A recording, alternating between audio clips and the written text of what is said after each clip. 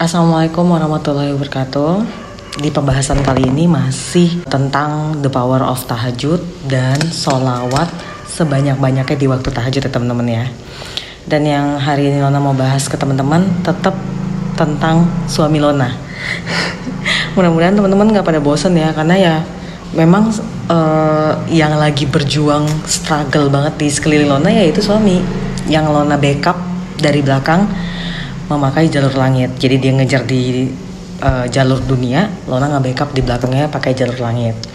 Udah minta izin juga ke suami, ini boleh nggak nih kisah kamu aku angkat nih ke YouTube.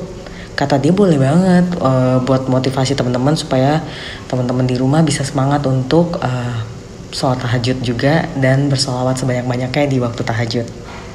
Oke, jadi ceritanya gini teman-teman, sekitar di tahun-tahun kemarin itu suami Lona itu ikut tes di 2 perusahaan. Jadi kita sebut aja lah perusahaan A sama perusahaan B.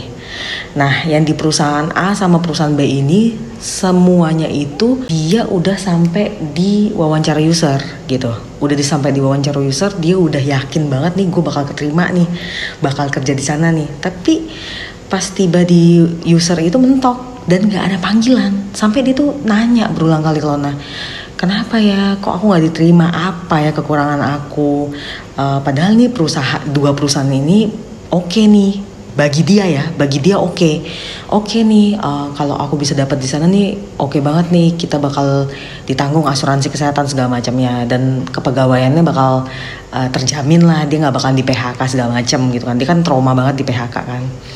Terus dia kayak mulai nih menyalahkan, kayak mana nih hasil dari ibadah kita, nggak ada nih tanda-tanda aku diterima. Katanya kalau kita rajin ibadah, sholawat segala macem, aku bisa diterima nih di perusahaan yang aku inginkan, hajat kita tercapai. Nah karena dia udah menyenggol soal itu, agak emosi kan ngedengarnya, kayak apa-apaan sih, cuma gara-gara gini doang kamu mulai meragukan Allahmu gitu.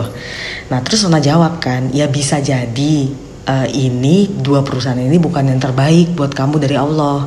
Terus dia bilang gini, terus yang terbaik bagi Allah apa? Allah mau aku terkurung di tempat yang sekarang dengan gaji yang segini aja. Karena aku berhak dong untuk mencari yang lebih baik dan lebih baik lagi. Terus Lona bilang, ya mungkin yang lebih baik dan yang terbaik itu lagi disiapkan Allah. Nah, yang ini lagi bagi Allah ini enggak, ini belum nih untuk kamu randu gitu. Terus dia nggak terima kan, dia bilang nggak jelas nih, nggak ada tanda-tanda dikabulkan.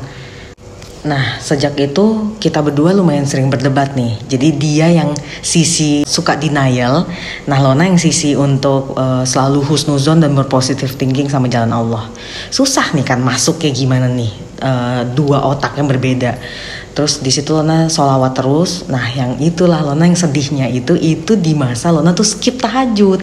Jadi lagi seneng-senengnya sholawat, tahajudnya skip gitu loh. Yang dikejar tuh ribuan sholawat, ratusan nariyah, ribuan jibril. Jadi yang si tahajudnya yang poin pentingnya untuk memperlancarnya justru gak dikerjain gitu kan. Nah jadi di saat itu ya bener-bener gak ada kepikiran untuk rajin tahajud dan hanya memasrahkan diri ke Allah melalui sholawat. Tetap sih dibantu sama Allah, kayak dia diberi petunjuk ikut tes tempat lain, tapi nggak maksimal gitu karena tahajudnya nggak dikerjain gitu loh. Sampai akhirnya dia itu udah putus asa, dan teman-teman tahu dia itu sempat mau ngambil job dari temennya, tawaran dari temennya kerja di Pekanbaru. Otomatis dia harus pisah sama aku, sama anakku, dan di Pekanbaru itu dia ngekos lagi. Berarti biaya lagi. Udah gitu dia pasti kalau mau pulang ke Jakarta kan gak diakomodasi sama perusahaan kan. Jadi dia pakai biaya dari gaji dia. Terus dia mau ngambil itu teman-teman. Sampai Lona tuh bilang gini, kamu tuh kenapa sih kepengen banget kayak pisah sama aku? Ada siapa sih di Pekanbaru? Kayak semangat banget. Ya soalnya lumayan gajinya dibandingin yang tempat dia saat itu. Aku mau ngambil. Terus kepegawaiannya jelas. Aduh, aku sampai bilang ini, bisa gak sabar sebentar aja? Aku sampai bilang, please sabar sebentar aja. Kamu tahanin dulu di sini.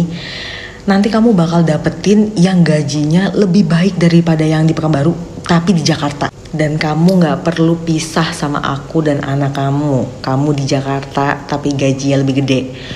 Ah mana ada, kamu kan lihat aku tes ini yang mana ada ini yang sebel banget selama ini. Terus akhirnya aku bilang gini sama dia, ya udah kamu kasih aku waktu, aku backup kamu pakai jalur langit. Nah di sini teman-teman kisahnya menariknya. Jadi beberapa belakangan ini setelah Lebaran, mamaku ngomong pelan-pelan sama aku, mamaku ya teman-teman ya. Lona maaf ya, mama kan selama ini tidak pernah mengatur Lona mau sholat apa enggak, karena mama yakin Lona tuh rajin. Pokoknya anak mama 3, Lona lah yang paling gak pernah mama ingetin untuk sholat.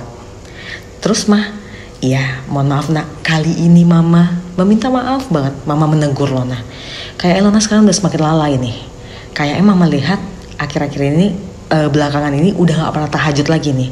Tahajud lah lagi nak, rugi loh kalau gak tahajud.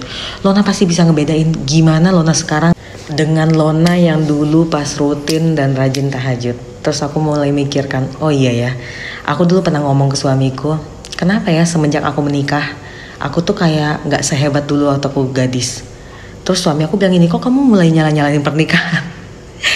Sekarang aku baru sadar pas mamaku ngomong gitu. Sebenarnya bukan pernikahanku yang salah, tapi aku lalai, aku leleh, aku terlalu nyaman dengan kehidupan aku yang baru, yang kehidupan aku yang sebagai ibu rumah tangga, kehidupan aku sebagai istri orang. Aku lupa dengan keharusan tahajud. Kalau dulu kan ambisi nih, mau dapet jodoh yang baik, jadi tahajud terus, nggak skip gitu loh, nggak ada. Kalau skip ketiduran sehari juga kesel banget gitu loh berhari-hari. Nah setelah udah punya suami, udah punya anak, ya ngerasa kayak ya udah gue udah ngedapetin nih goals gue, jadi udah mulai longgar tuh, mulai nggak rajin lagi. Nah setelah mamaku ngomong gitu, aku rutinin lagi lah sholat malam, ya kan.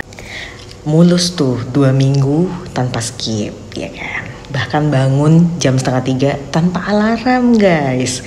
Nah apa yang aku raih, terbuka, mulai petunjuk. Makanya aku bilang di dalam segmen ini aku mulai menyimpulkan bahwa tahajud dan sholawat sebanyak-banyaknya di waktu tahajud juga memberi petunjuk, membuka mata kita yang tadinya mungkin tertutup, seolah-olah mendapatkan informasi gede dari Allah Subhanahu Wa Taala dengan jalan yang gak diduga-duga. Jadi suamiku hari ini aku temenin sama anakku sampai anakku bolos sekolah, tanda tangan kontrak kerja yang gajinya jauh lebih besar daripada yang di Pekanbaru yang diambil. Otomatis omongan aku kejadian kan. Aku bilang tahan sedikit sayang, tahan sedikit aja, kamu bakal dapetin yang lebih dan kamu hanya di Jakarta, gak perlu pindah jauh dari aku. Perbedaan gaji yang di Pekanbaru dan yang di sini itu sekitar 6 juta.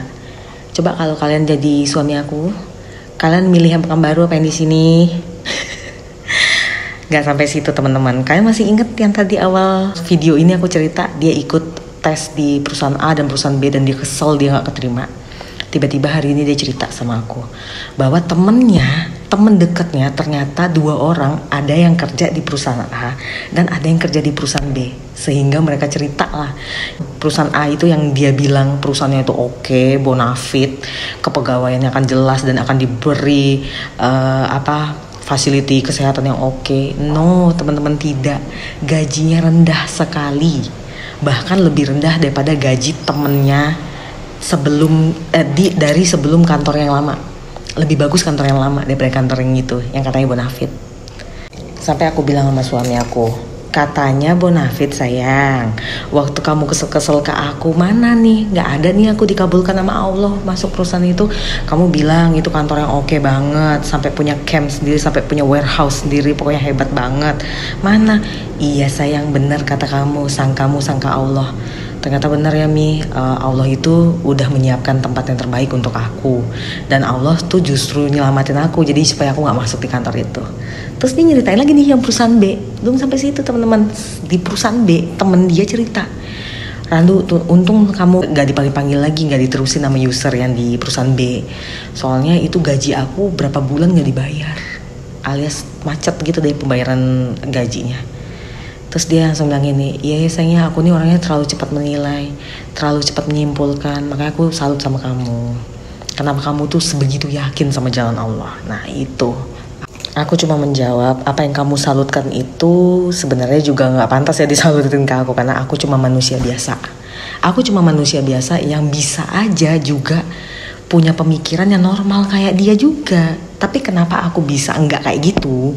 Karena sholat malam tadi. Jadi aku dari sholat malam itu aku mendapatkan suatu pemikiran, suatu keyakinan bahwa oh ini nih bagus, oh ini nggak bagus, oh coba aku sabar dulu, oh coba aku nggak usah cepat menyimpulkan dulu, bisa jadi begini, bisa jadi begini. Jadi aku lebih oke dalam menangkap sinyal yang diberikan oleh Allah dibandingkan orang-orang yang tidak sholat tahajud. Makanya dari cerita ini, sebenarnya inti dari cerita ini adalah aku mau ngomong ke teman-teman semua yang mungkin menemukan video ini, kalian gak usah ragu lagi dengan kekuatan dan kedahsyatan tahajud. Kalian yang gak tahu apa-apa akan menjadi tahu, pokoknya dibuka. Tahajud itu akan menjadi informan yang tinggi banget dalam hidup kalian. Yang tadinya kalian gak kepikiran, tiba-tiba kalian tahu dan kepikiran. Yang tadinya kalian tuh jadi manusia nggak tahu menahu, apa-apa nggak tahu, tiba-tiba kalian menjadi tahu. Dan orang-orang akan menilai kalian pasti, kamu nih pintar ya. Sebenarnya kalian pasti mikir, perasaan dulu gue kayaknya nggak pintar banget deh. Tapi kenapa ya setiap orang selalu bilang gue pintar? Sebenarnya sih semua manusia itu sama aja, nggak ada yang pintar, nggak ada yang bodoh. Cuman jalan pikirannya dibuka, yang tadinya mampet nih dibuka sama Allah. Nah dibuka itu pakai apa? Banyak pintunya, dari ngaji, ya waqiah, yasin, berjus-jus, kita hafalin satu Al-Quran. Ada lagi sholawat, dari pintu sholawat. Ada lagi sedekah subuh, sedekah zakat segala macam. Ada lagi sholat duha, banyak. Jadi kalian lakukan amal-amal yang baik-baik. Tidak akan ada ruginya bagi pengamal tahajud melaksanakan tahajud secara konsisten, istiqomah. Karena pada hakikatnya Allah itu sangat suka sama ibadah yang dilakukan dengan istiqomah. Gak penting seberapa banyaknya, yang penting istiqomah. Kayak misalnya sholawat nih, orang ada yang sampai ribuan.